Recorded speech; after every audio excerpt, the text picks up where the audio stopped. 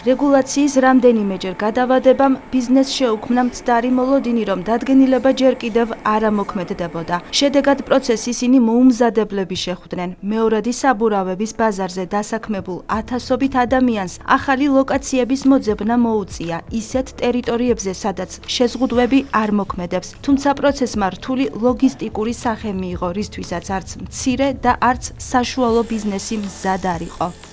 ძველი ახალი წლის შემდეგ მერიამ უკვე დაიწყო დაჯარიმებები და ჩვენ როგორც გვითხრე შემოსავლების სამსახურიც იყო ზოგიერთ ადგილზე შესული, დაიწყო დაჯარიმებები, იყო მოგეხსენებათ აგლაძის ქუჩაზე აქციებიც, იგივე მეორადი საბურავების მოვაჭრეები ითხოვენ იმას, რომ რაღაც გარდამავალი პერიოდი მისცეს მუნიციპალიტეტმა, რომ ელემენტარულად საბურავები გამოიტანონ იმისთვის, ან ამოყიდონ, ან გამოიტანონ და ახალ ლოკაციაზე გადაიტანონ.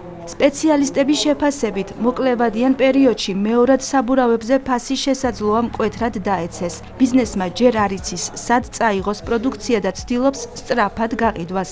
თუმცა 3-4 კვირის შემდეგ ბაზარზე გაძვირებაა მოსალოდნელი.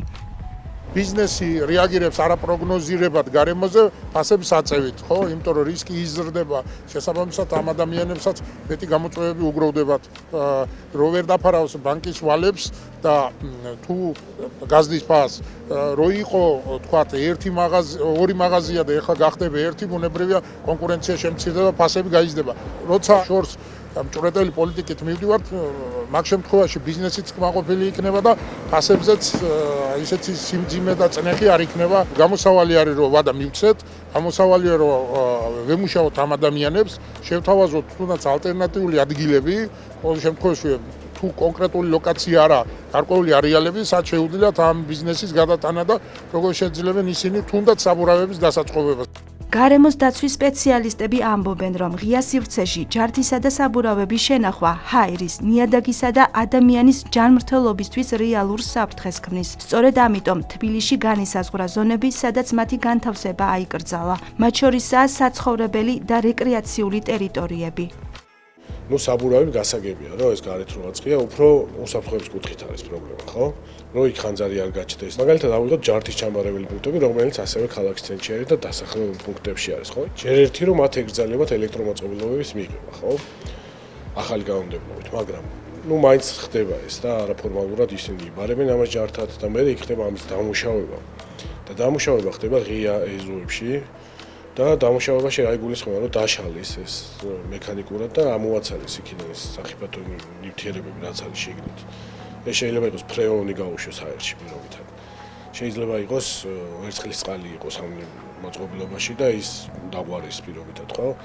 იქ ტყვიას ამუშავებენ ხოლმე აკუმულატორებს. და ეს ყველაფერი გარემოში ხდება და აბინძურებს გარემოს.